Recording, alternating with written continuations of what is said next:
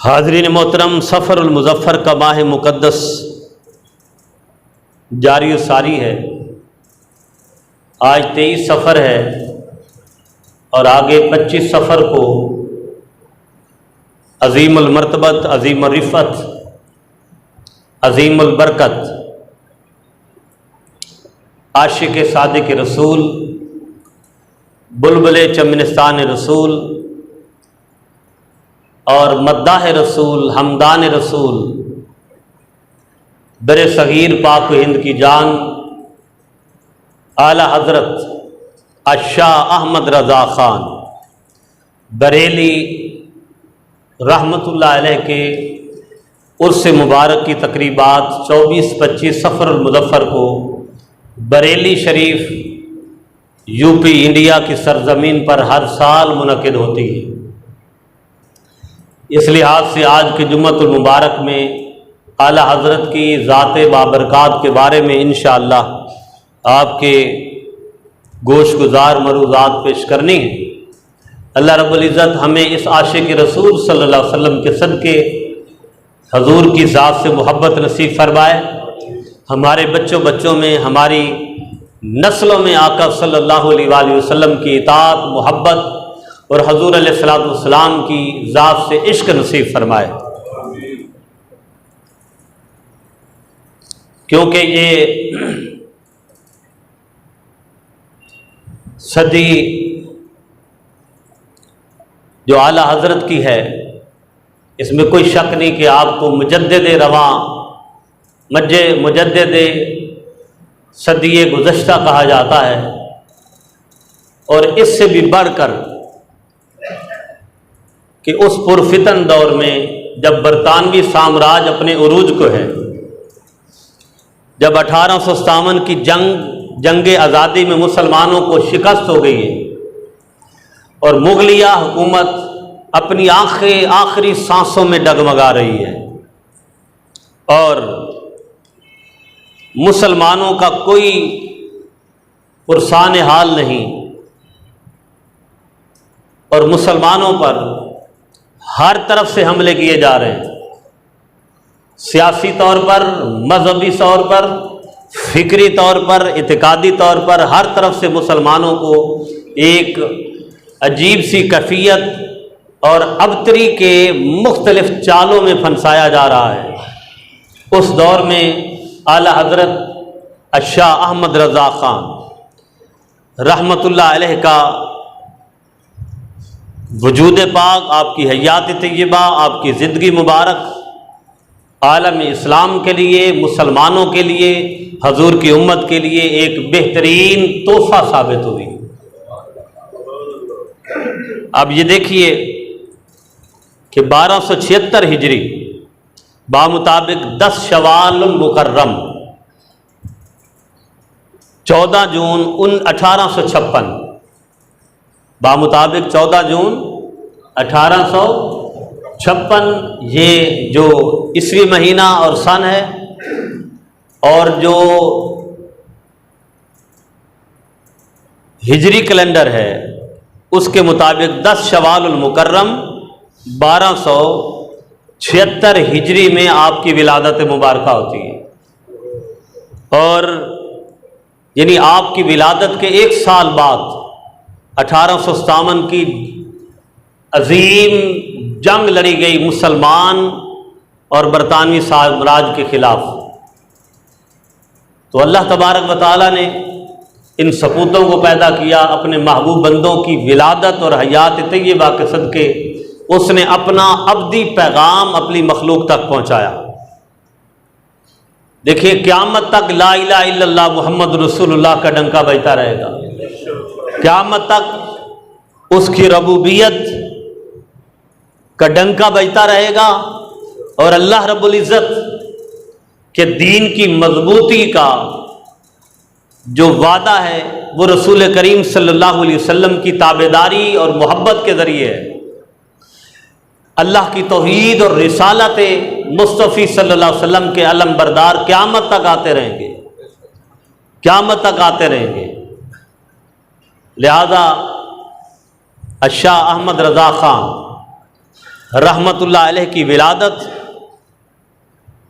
20वीं सदी के लिए, अब वो आप देखें कि उस वक्त 19वीं सदी जो है वो निस्फ गुजर चुकी है और अपने इख्तिताम की तरफ जा रही है और 20वीं सदी का आगाज़ है। एक सदी जा रही है और दूसरी सदी का आगाज़ होने जा रहा है। इस वक्त आला हज़रत शाह अहमद रज़ा ख़ान रहमतुल्लाह अलैह का पैदा होना, आपकी विलादत होना, आपको जिस लिहाज से भी देखा जाए, और मुग़लिया हुकूमत किसी न किसी तरीके से अपने सियासी असर और रसूख के साथ जो है वो ज़िंदा तबिंदा है। दूसरी तरफ सल्तनत उस्मानिया है। तो बिरादरान मोहतरम, आला हज़रत ने शाह अहमद रज़ा ख़ान रहमतुल्लाह अलैह ने हर स्टेज पर अपनी खिदमात पेश फरमाई हैं। यहाँ तक कि आप मुग़लिया हुकूमत में आप अच्छे ओहदों पर भी रहे, लेकिन चूँकि आपके दिल के अंदर, आपके फ़िक्र के अंदर, आपके एतकाद के अंदर, आपके ज़ौक़ के अंदर मोहब्बत रसूल सल्लल्लाहु अलैहि वसल्लम रच बस चुकी थी। हुज़ूर अलैहिस्सलातु वस्सलाम की मोहब्बत आपके दिलों में ठाठे मार रही थी, इसलिए आपने तमाम दुनिया के ओहदों को जो है वो खैरबाद कहा और हजूर की मोहब्बत का अलम अपने हाथ में ले लिया। आका सल्लल्लाहु अलैहि वसल्लम की इश्क व मस्ती से हजूर की उम्मत को सरशार किया। अगर आज की 21वीं सदी में भी, और मेरा ईमान है कि इंशाअल्लाह क़यामत तक आला हज़रत का नाम जारी रहेगा, क्योंकि इन्होंने अल्लाह का नाम बुलंद किया, हजूर की मोहब्बत का नाम बुलंद फरमाया, मोहब्बत का नाम बुलंद फरमाया कि ज़मीन व ज़मा तुम्हारे लिए, मकीन व मकान तुम्हारे लिए, बने दो जहां तुम्हारे लिए, हम आए यहाँ तुम्हारे लिए। या रसूलुल्लाह सल्लल्लाहु अलैहि वसल्लम, चाहे ज़मीन हो, आसमान की बुलंदियाँ हों, रिफ़ातें हों, ज़मीन की वुसअतें हों, या रसूलुल्लाह ये सारी रंगीनियाँ अल्लाह ने आपके सर सेरे सजा दी है, आपके माथे का झूमर बनाई है। तो आला हज़रत शाह अहमद रज़ा ख़ान रहमतुल्लाह अलैह की ये मोहब्बत का क़लादा है हम सब के दिलों में कि इस रहती दुनिया तक और इस गए गुजरे दौर में जब आका सल्लल्लाहु अलैहि वसल्लम की मोहब्बत को नपैद किया जा रहा था और दुश्मन हर लिहाज से मुसलमानों को कमज़ोर करने के लिए अपने हरबे इस्तेमाल कर रहा था, सियासी तौर पर भी और मजहबी तौर पर भी।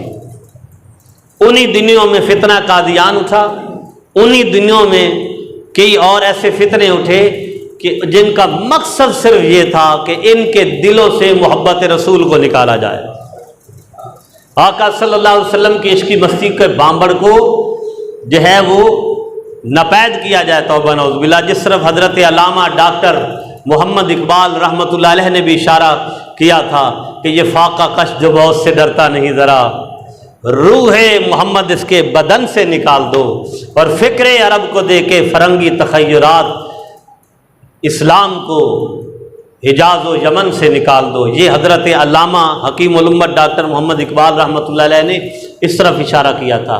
और हज़रत आला हज़रत शाह अहमद रज़ा ख़ान रहमतुल्लाह अलैह की ये मोहब्बतें हैं, हज़ूर अलैहिस्सलातु वस्सलाम की ज़ात से ये मोहब्बत है, जिन्होंने आका अलैहिस्सलातु वस्सलाम की मोहब्बत को, हजूर की इश्क मस्ती को, हजूर की नात को, आका अलैहिस्सलातु वस्सलाम की तलीमात को, आका अलैहिस्सलातु वस्सलाम की सीरत तैयबा को आका अलैहिस्सलातु वस्सलाम की उम्मत तक पहुँचाया है। अब देखिए कि जब ड्यूटियाँ लगी जाती हैं तो ये अल्लाह की बारगाह से लगाई जाती हैं।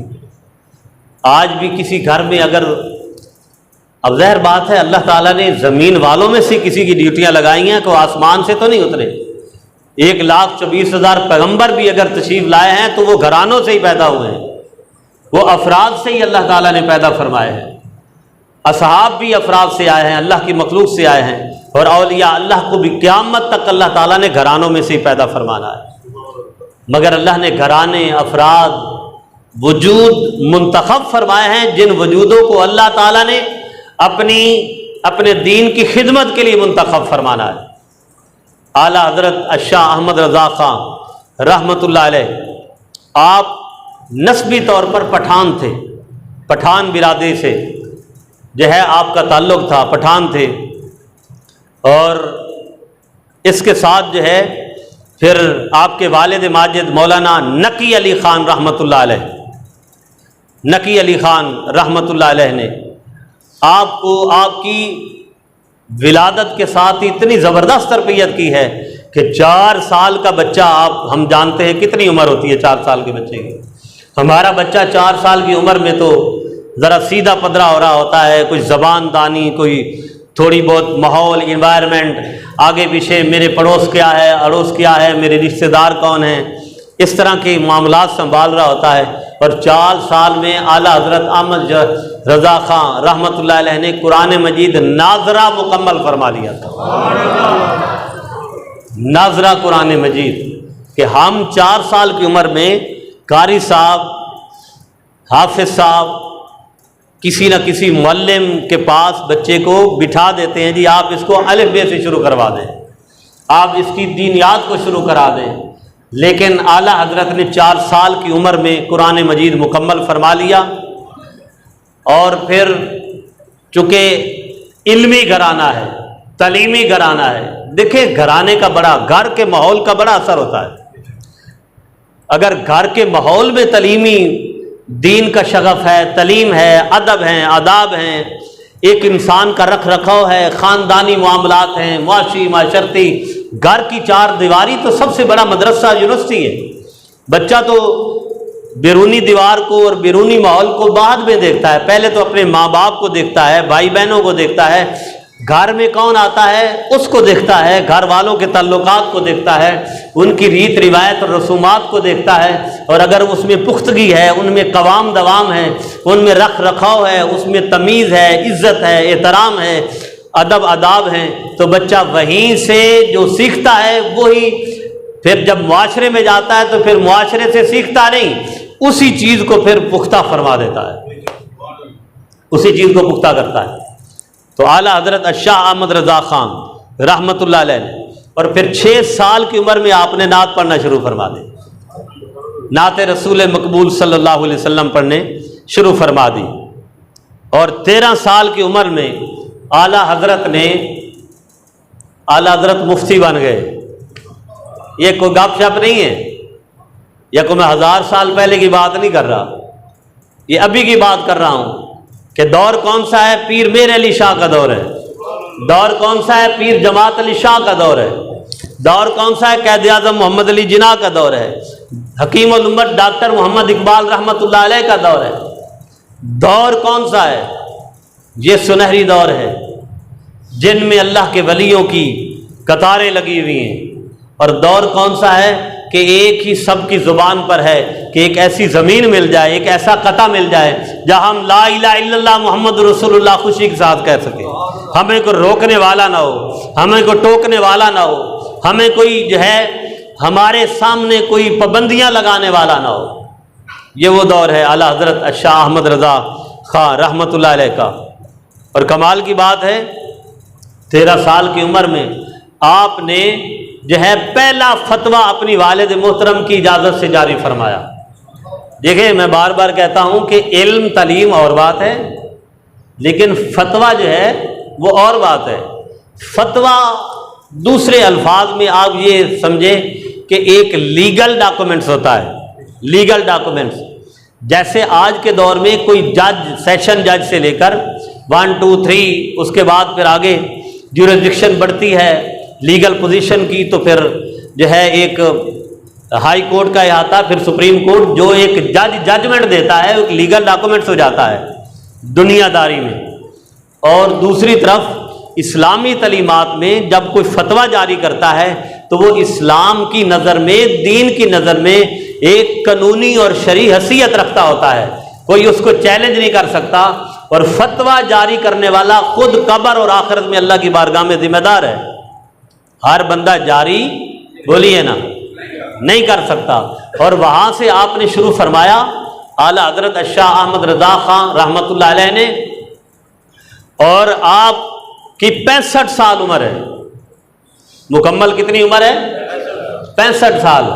अब आप 65 में से 13 को निकाल दें, 65 में आखिर के 52 साल, ऐसे ना जी, 52 साल आपने दीन इस्लाम की कमांड के साथ खिदमत फरमाई है।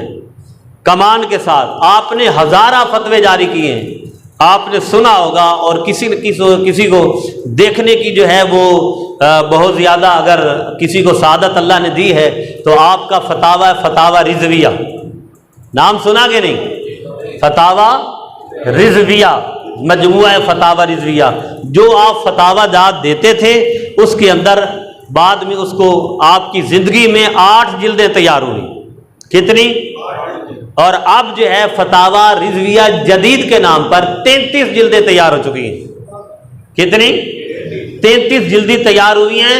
और उसके अंदर आपने तो हज़ार फतवे दिए हैं, लेकिन उस फतावा रिजविया के अंदर 7000 फतावा जात मौजूद हैं। कितने? 7000 फतावा जात आला हजरत के उसके अंदर मौजूद हैं। और तकरीबन 200 के करीब रिसाले हैं, खतूत हैं। आपसे जो कोई तफसीलन कोई सवाल पूछता तो आप वो तारीफ फरमा देते थे। अल्लाह अकबर। और आला हजरत शाह अहमद रज़ा खान रहमतुल्लाह अलैह को दीनी उलूम के अलावा, अब दीनी उलूम में अर्ली स्टेजेस में क्या आता है? कुरान है, कुरान को समझने के लिए असूल कुरान भी चाहिए, तफसीर कुरान चाहिए। अब हदीस है, हदीस रसूल सल्लल्लाहु अलैहि वसल्लम। आपको पता है मैं नमाजों में थोड़ा थोड़ा 1-2 मिनट आपके ज़ौक़ को डेवलप कर रहा हूँ। जो कुछ मेरे पास है, जो कुछ मैं पढ़ता हूँ, और पढ़ने पढ़ाने का सिलसिला ज़िंदगी के आखिरी लम्हे तक जारी रहना चाहिए। ये हमारे पास जो कुछ दुनिया में यहाँ रह जाना है। किसी ने नहीं देखा कि जो कुछ दुनिया में, चाहे गाड़ियाँ हैं, बंगले हैं, औलादें हैं, जाओ हशमत है, जो कुछ भी इंसान के पास है वो दुनिया के लिए है, यहाँ रह जाना है। आगे जाना है तो हमारे दीन ने जाना है। किसने जाना है? दीन ने। मैं और बार बार मैं अर्ज करता हूँ कि हम आज के दौर में दुनिया सीखने के लिए और दुनिया कमाने के लिए हम लाखों रुपए भी खर्च कर रहे हैं, अपने बच्चों को अच्छे स्कूलों में भी डाल रहे हैं। पैदा होते ही हम कहते हैं कि बस 1 साल गुजर गया, हमारे बच्चे को ABC भी आनी चाहिए। लेकिन हमें फ़िक्र ये होनी चाहिए कि जिस बच्चे ने बड़े होके बिस्मिल्लाहिर्रहमानिर्रहीम अल्लाह रसूल का नाम लेना है, कब्र में सब कुछ हमारे पास जाना है, साथ साथ उसका रिवाज भूलता जा रहा है, माजरत के साथ भूलता जा रहा है। तो इसको भी हमें रिवाज देना होगा। तो मैं अर्ज़ कर रहा हूँ कि दीनी तलीमात को इन्होंने सीखा, न सिर्फ फ़िका, असूल फ़िका, कुरान, असूल कुरान, तफसीर हदीस, असूल हदीस, उसके बाद बलागत है और मुख्तलिफ और उलूम दीनिया। इसके साथ साथ आला हजरत शाह अहमद रज़ा खान रहमतुल्लाह अलैह को 42 किस्म के मज़ामीन पर दस्तराज़ हासिल थी। कितने? 42 किस्म के उलूम पर आपको दस्तराज़ हासिल थी आला हजरत को। आप में से अगर किसी को फतावा रिज़िया पढ़ने की सादत हासिल हुई है, अगर नहीं तो आप बेशक किसी लाइब्रेरी में तशरीफ़ ले जाएं या मेरे पास आ जाएं। आप फतावा रिज़िया की 1 जल्द पढ़ लें, आपको उसकी लैंग्वेज बड़ी मुश्किल से समझ आएगी। उसको समझने के लिए भी काफ़ी इल्मी ज़ौक़ चाहिए, क्योंकि आपने उस दौर के लिए लिखा है जब लोग फ़ारसी पढ़ते थे। क्या पढ़ते थे? और उर्दू का इतना रिवाज नहीं था। फ़ारसी और अरबी ये 2 ज़बानें, ये तो फिर एक मरूर ज़माना के साथ फिर आलम इस्लाम के खिलाफ साजिशें हुई और इन अपनी अरबी जो हमारी इस्लामी मदर लैंग्वेज है उससे हमें हटा दिया गया। यहाँ तक कि अब नौबत ये आ चुकी है कि हम अपने बच्चों को कुरान मजीद तिलावत जो है ना, मैं देखे थोड़ी थोड़ी बातें कर जाता हूँ कि हम ये नहीं पूछते कि हम किसी अच्छे स्कूल में जा रहे हैं तो कहेंगे जी यहाँ तो 50,000 एडवांस जमा करवा दें और 10,000 महीने की फ़ीस है। और अगर हम अपने घर में किसी कारी साहब, हाफिज साहब या किसी को देखते हुए हम बुलाएंगे तो हम पूछेंगे जी कितनी फ़ीस है, तो कहेगा जी बेचारा साइकिल पे आता है, मोटरसाइकिल पे आता है, पैदल आता है, तो वो जी 500 जी। नहीं जी 500 तो बहुत ज़्यादा है, थोड़ी जी घट कर दो जी, वहाँ कम नहीं करनी। 10,000 कोई गल नहीं जी, इदारा अच्छा है जी। लेकिन देखें अल्लाह रसूल ने, हमारे दीन ने किसी इल्म से सीखने से मना नहीं फरमाया। दुनियावी तालीम से पहले दीनी तालीम ज़रूरी है, दीनी तालीम ज़रूरी है। हमारे बच्चों को खड़ा होने नहीं आता, नमाज का तरीका नहीं है, उसको हाथ बांधने नहीं आते, मस्जिद का पता नहीं, तरीमात का पता नहीं। तो बात यह है कि ये इस चीज़ की भी फिक्र करने की ज़रूरत है। अल्लाह तबारक व तआला ने आसमानों से फरिश्ते नाज़िल नहीं फरमाने, सातों आसमानों से, कि जाओ जाके तुम कुरान पढ़ो, जाके हजूर की उम्मत से काम लेना है। तो वो उसी वक्त होगा कि जब हम अपनी नस्लों को, अपने बच्चों को, अपनी इन रवां दवां नस्लों में दीन की अहमियत को, दीन की तालीम को अगर इंडोस करेंगे, डालेंगे, तो इन्हीं नस्लों ने आगे तक पैगाम पहुंचाना है। अल्लाह ताला हमारे बच्चों को दीनदार बनाए, तलीम वाला बनाए। तो आला हजरत शाह अहमद रजा खान रहमतुल्लाह अलैह ने, देखिए 13 साल की उम्र कितनी बिचौर उम्र होती है। अब आप और हम परेशान होते हैं ना यार, ये 13 साल की उम्र गपशप भी हो सकती है। आप 2 साल से लेकर 8 और 3 11 साल जब बच्चे को सिर्फ आप एक खास डेकोरम में रखेंगे, कुरान हदीस की मसनद पर रखेंगे, उसको कुरान के रमूज सिखाएंगे, उसको हुजूर के फरामीन सिखाएंगे, उसको नाहव सिखाएंगे, उसको सर्फ सिखाएंगे, उसको बलागत सिखाएंगे, उसको दीनी तलीमात को सिखाएंगे, तो बच्चा 13 साल की उम्र में क्यों नहीं तैयार होगा। आज बेशक ले लें, आज तो माशाल्लाह बच्चे कंप्यूटर पैदा हो रहे हैं। आज का बच्चा तो कंप्यूटर पैदा नहीं हो रहा, दूसरे दिन के बच्चे को कहते हैं ये टच मोबाइल दे दे जरा, इसमें ये तस्वीरें देखेगा ना तो बच्चे का दिल लग जाएगा। ऐसा है कि नहीं? ए बच्चा देखेगा जनाब, तो आनू सानू इन्ना चलाना नहीं आता जिन्ना इन्हें निके निके बालों में चलाना आता, टच मोबाइल, फिर लैपटॉप, ये सारा कुछ है। तो आज का बच्चा तो जहनी तौर पर ज्यादा तेज तरार है, आज का बच्चा तो ज़हनी तौर पर ज्यादा तेज तरार है। ये हमारी जिम्मेदारी बनती है कि भाइयों इनको हम कुरान सिखाएं, इनको हम दीन पर सिखा दें, या ऐसे इदारे में डालें जहां दीन और दुनिया दोनों मिले, दीन और दुनिया दोनों मिले। यहाँ की डिग्रियां यहाँ रह जाएंगी।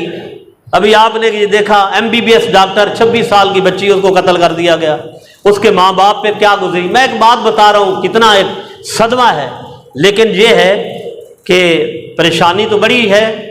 अगर हम अपने बच्चों को, अब एवरेज उम्रें क्या रह गई, अब वो, मैं तो ये भी कहता हूँ, मेरी ये भी सोच है कि अब वो ख्याल भी दिल से निकाल दे जी 40 साल की उम्र में शादियां करेंगे, 45 साल में बंदा मर रहा है, 50 साल में बंदा मर रहा है, जिंदगी एक्सीडेंटल हो गई है, हादसाती हो गई है। शादियां जल्दी करें ताकि पकीजगी का माहौल हो, मुआशरा अच्छा हो, खानदान डिवेलप हो। वो 40 साल तक कम अज कम उसका बच्चा 10-12 साल का साथ तो खड़ा हो। बहरहाल ये पता नहीं बात कहाँ से कहाँ निकल जाएगी। बात सिर्फ मैं यही बात अर्ज कर रहा हूं कि आला हजरत शाह अहमद रजा खान रहमतुल्लाह अलैह की जिंदगी से हमने ये सीखना है कि हमने बच्चों को, ये जो आज बच्चा बच्चा नात खान बन रहा है, ये आला हजरत की मेहरबानी है, ये आला हजरत की मेहरबानी है जिन्होंने हमारे बच्चों को नात खान बनाया है, हमारी नस्लों को संवारा है, हजूर की मोहब्बत को दिलों में डाला है, आका सल्लल्लाहु अलैहि वसल्लम की मोहब्बत को दिलों में डाला है कि हम बच्चों के दिलों में दीन आला हजरत की जिंदगी का सिर्फ यही निचोड़ है। हालांकि आला हजरत वो हैं जो सहबे बारगाह नबी सल्लल्लाहु अलैहि वसल्लम है, जिन्हें आका अलैहिस्सलातु वस्सलाम ने कितने मरतबा आके अपना चेहरा है अनवर नसीब फरमाया है, चेहरा अनवर नसीब फरमाया है। और आप बहुत ज्यादा सख्त थे। किस लिहाज से सख्त थे? अपने दीन के लिहाज से सख्त थे, अपने मसलक के लिहाज से सख्त थे। आपकी जुबान और आपके हाथ में और आपके किरदार में किसी किस्म की लचक नहीं है, बहुत सख्त थे आला हजरत। किस लिहाज से सख्त थे कि भाई हम मुसलमान हैं तो मुसलमान बन के दिखाना चाहिए, हम हजूर के उम्मती हैं तो उम्मती बन के दिखाना चाहिए। बाकी आप देखें कि आप अजम में पैदा हुए और आला हजरत ने अपने वालिदैन के साथ पहला हज 1887 में किया है। कब किया है? बोलिए ना। 1887 में हज किया। दूसरा हज आपने 1905 में फरमाया है। जब 1905 में आला हजरत तशरीफ ले गए तो उस वक्त न सिर्फ अजम में बल्कि अरब में भी आपका नाम था, और अरब के फोसला अरबी दान, फसाहत और बलागत के साथ सब कुछ करने वाले, बोलने वाले बड़े बड़े असातिज़ा, मुदर्रिसीन, उस्तादुल असातिज़ा ऐसे टूट पड़े कि आला हजरत खुद लिखते हैं फतावा रिज़िया में, ऐसे टूट पड़े कि हर कोई ये चाह रहा था कि हमें आपके दस्तखतों के साथ सनद फरागत मिल जाए, सनद फरागत मिल जाए कि हम कहें कि हम अहमद रजा खान के शागिर्द हैं। और जब आला हजरत आका सल्लल्लाहु अलैहि वसल्लम की बारगाह में पहुंचे, रोज़े रसूल में पहुंचे, वहां बैठ के ये नात लिखी। और उस नात के शेर क्या हैं कि आला हजरत फरमाते हैं, आला हजरत शाह अहमद रजा खान रहमतुल्लाह अलैह, आपको पता है कि आपकी मोहब्बत के तो फिर क्या कहने, फरमाते हैं शुक्र खुदा की, शुक्र खुदा की आज घड़ी ये सफ़र की है, जिस पर निशान जान फलाहो जफर की है। आला हज़रत जिस पर सारा कुछ कुर्बान कर दिया, आज वो घड़ी हमारे सामने है, आज वो रुख अनवर मेरे सामने है, आज वो वजूद मुनव्वर मेरे सामने है, वो सब कुछ मेरे सामने है, सब कुछ मेरे सामने है। अल्लाहु अकबर। और फिर फरमाते हैं जानो दिल होश व खिरद सब तो मदीने पहुंचे, तुम नहीं चलते रजा सारा तो सामान गया, तुम नहीं चलते रजा सारा तो सामान गया। अब इससे वो क्या पेश करना चाहते हैं कि आला हजरत तुम गए थे हुजूर की बारगाह में, हुजूर अलैहिस्सलातु वस्सलाम की बारगाह में। पहले तो अल्लाह के घर जाना होता है ना, खाना काबा जाना होता है। अल्लाह अकबर। खाना काबा की ज़ियारत करके जब हुजूर की बारगाह में आए और पहली नज़र पड़ी तो ये कहा, हाजियों आओ शहनशाह का रोज़ा देखो। ये हाजियों को तलकीन हुई 1905 में, हाजियों आओ शहनशाह का रोज़ा देखो। काबा तो देख चुके, अब काबे का भी काबा देखो। नारे तकबीर, नारे रिसालत, नारे तहकीक, मोहब्बत रसूल। अब कोई कहने वाला तो कुछ भी कह सकता है, भाई इतना बड़ा शिर्क कि रोज़ा रसूल को या वजूदे नबी सल्लल्लाहु अलैहि वसल्लम को जहां हुजूर आराम फरमा है कि काबे का भी काबा कह दिया, लेकिन आला हजरत ने अपनी तरफ से नहीं कहा, कुरान की तर्जमानी की है। किसकी तर्जमानी की है? कुरान की तर्जमानी की है। खाना काबा तो कब से मौजूद था, पहली तमीर जिब्रील ने की, फिर जिब्रील के बाद हजरत इब्राहीम अलैहिस्सलातु वस्सलाम ने की, और कब से रब के घर के वजूद का एहतराम था, तवाफ हो रहा था। मगर घर के वजूद को, अल्लाह के घर के खदोकाल को, वजूद को, काबतुल्लाह को अगर इज्जत तो थी, मगर उस इज्जत को अगर अल्लाह रब्बुल इज्जत ने शान और शौकत में बदला है तो मोहम्मद अरबी की नजर से बदला है। अल्लाह अकबर। कि अल्लाह ताला खुद नहीं फरमा रहा, अल्लाह तबारक व ताला खुद फरमा रहा है कि मेरे हबीब सल्लल्लाहु अलैहि वसल्लम कद नरा तकल्लुबा वजहिका फिस्समा। मेरे हबीब आप नमाज मेरी पढ़ते हैं, मगर चेहरा बार बार ऊपर उठाते हैं और कहते हैं या अल्लाह वो मेरा काबा बना दे, वो मेरा किबला बना दे, जिस तरह मेरे जद्दे अमजद इब्राहीम अलैहिस्सलाम खड़े होकर नमाज पढ़ते थे।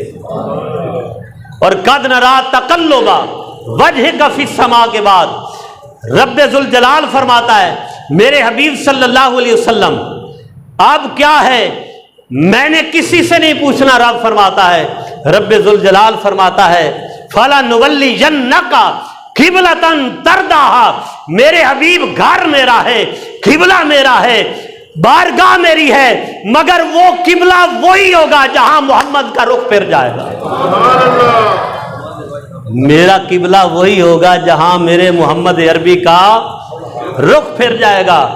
और न्याजी साहब फरमाते हैं ना फैसलाबाद वाले कि काबा बनता है उस तरफ को रियाज जिस तरफ वो रुख फेर देते हैं, और जिधर हुजूर नजर नहीं आते हम वो रास्ता भी छोड़ देते हैं।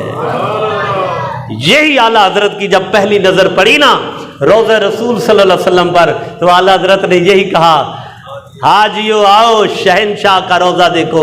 अब थोड़ी सी तमीज से आप खुद बताएं, क्या आला हजरत ने शिर्क किया है? कुरान की तर्जमानी की है, बोलिए ना।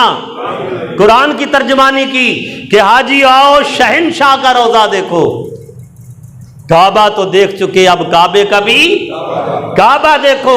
अगर काबे का काबा ना होता तो जैसे मैंने बार बार कहता हूं, आका सल्लल्लाहु अलैहि वसल्लम ने बिलाल हबशी को अजान देने के लिए हजूर फरमाते हैं, नहीं नहीं बिलाल, ये काबा है, ये रब का घर है, बहुत बड़ी बेअदबी और गुस्ताखी हो जाएगी कि खाना काबा की छत पे तू चढ़ जाए, नीचे सेंध में खड़ा हो जा। नहीं नहीं, रब ने फरमाया, मेरे हबीब मेरी मर्जी कोई नहीं, वाला सौफा युती का रब्बों का फतरदा, मेरी मर्जी सिर्फ यही है, जो मेरे महबूब के लब हिलते हैं वो ही रब की मर्जी बन जाती है। हजूर फरमाते हैं, ऐ बिलाल नीचे खड़ा नहीं होना, ऐ बिलाल तूने खाना काबा के दरवाजे में खड़ा नहीं होना। इसलिए काबा तो देख चुके, अब काबे का भी काबा देखो। और यही पैगाम बिलाल हबशी ने दिया था कि या रसूलुल्लाह, अब रुख किस तरफ करूं, मैं पहले बयान कर चुका हूं। हजूर ने फरमाया, ऐ बिलाल, अब काबे पे खड़े होकर किधर करना है, उधर रख कर जिधर रब अपना खुद रुख फरमाता है। अब तू खड़ा काबे की छत पे हो, मगर काबे की तरफ यानी मोहम्मद अरबी की तरफ देख के कहे अल्लाहू अकबर। और यही बात आला हजरत ने की, कोई शिरक तो नहीं किया, कोई ज्यादती तो नहीं की, कोई कुरान और हदीस के खिलाफ तो बात नहीं की। आला हजरत ने फरमाया, हाजी आओ शहनशाह का रौजा देखो, काबा तो देख चुके, अब काबे का भी काबा देखो। तो बिरादरान मोहतरम, ये है शाह अहमद रजा खान, मोहब्बत के पैकर, इश्क के पैकर, हजूर अलैहिस्सलाम की मोहब्बत जिनके दिलों में कुट कुट के भरी हुई है। और जुम्मे का दिन है, जब आपकी विसाल का वक्त आता है, आप फरमाते हैं सारे हट जाओ, इसलिए कि वो आ रहे हैं जिनकी कब्र में जाके जियारत करनी है, जिनकी कब्र में जाके जियारत करनी है। और फरमाया, कब्र इतनी गहरी खोदना कि आला हजरत ने सारी जिंदगी हुजूर की बारगाह का अदब किया है। कब्र में जाके मुझे पता है, जिनको यकीन होता है और जिनको यकीन नहीं होता, उनका यकीन अगर कुरान हदीस नहीं दिला सका तो आप मैं क्या दिला सकते हैं। जिनका यकीन होता है कि कब्र में उसने आना है जिसके बारे सवाल होने हैं, आला हज़रत ने फरमाया, मेरी कब्र इतनी गहरी खोदना कि मैं सोने का आदी नहीं, यहां भी हुजूर आते हैं तो सरापा अदब बन के खड़ा होता हूं, कब्र में भी जाऊं तो लेटा ना रहूं हुजूर की इज्जत के लिए। तुम मुझे दफना के आओगे, तुम्हें क्या पता वहां कचहरी क्या लगेगी, वहां माहौल क्या होगा, वहां शाने क्या होगी, वहां इज्जतें क्या होगी। लोगों उन्हें पता है जिन्हें दुनिया में दिखाया जाता है, बताया जाता है। कब्र में जब जाएंगे, हुजूर आएंगे तो जो हाथ बांध के खड़ा होगा, रब फरमाएंगे कि ये मेरे मोहम्मद का है, मैंने सारी कायनात इनके ताबे कर दी है। नारे तकबीर, नारे रिसालत। तो 24-25 सफर को चूंकि आपका विसाल है, अल्लाह तबारक व तआला की मोहब्बत है हमारी नस्लों और औलादों के दिलों में नसीब फरमाया।